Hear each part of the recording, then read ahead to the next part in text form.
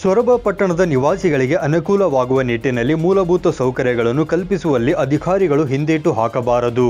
ಪಟ್ಟಣವನ್ನು ಆಧುನಿಕತೆಯ ಪರಿಕಲ್ಪನೆಯಲ್ಲಿ ಅಭಿವೃದ್ಧಿಪಡಿಸಲು ಆದ್ಯತೆ ನೀಡಲಾಗುವುದು ಎಂದು ಜಿಲ್ಲಾ ಉಸ್ತುವಾರಿ ಸಚಿವ ಮಧು ಬಂಗಾರಪ್ಪ ಹೇಳಿದರು.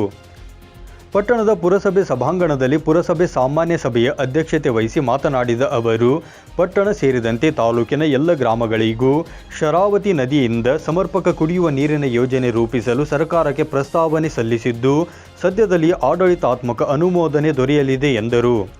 ಇನ್ನು ಯೋಜನೆಗೆ ಸಂಬಂಧಿಸಿದಂತೆ ಸಾಗರ ಹಾಗೂ ಶಿವಮೊಗ್ಗ ನಗರ ನೀರು ಸರಬರಾಜು ಮತ್ತು ಒಳಚರಂಡಿ ಮಂಡಳಿಯವರಿಗೆ ಸೊರಬದಲ್ಲಿ ಒಳಚರಂಡಿ ವ್ಯವಸ್ಥೆಗೆ ಜಾಗವನ್ನು ಹಸ್ತಾಂತರ ಹಾಗೂ ಸರ್ವೆ ಕಾರ್ಯ ಕೈಗೊಳ್ಳುವುದರ ಬಗ್ಗೆ ಸಭೆಯಲ್ಲಿ ಚರ್ಚಿಸಿದಾಗ ಸರ್ವಾನುಮತದಿಂದ ಒಪ್ಪಿಗೆ ನೀಡಲಾಯಿತು.